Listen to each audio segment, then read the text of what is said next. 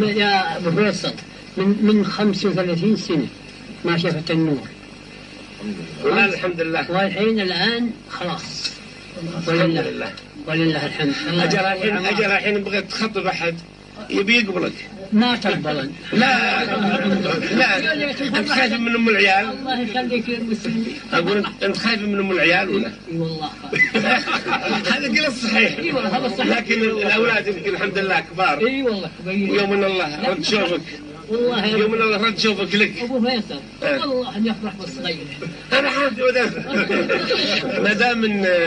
ما دام الحمد لله النشاط موجود. عيالك بيساعدونك. وش يسوي؟ اسمع إكرام رب العزة والجلال اللي عاد لك بصرك. الحمد لله. كنت شباب الحمد لله الحين. ترى هذا مو بتحريض على الزواج حتى لا يقولون إن أنا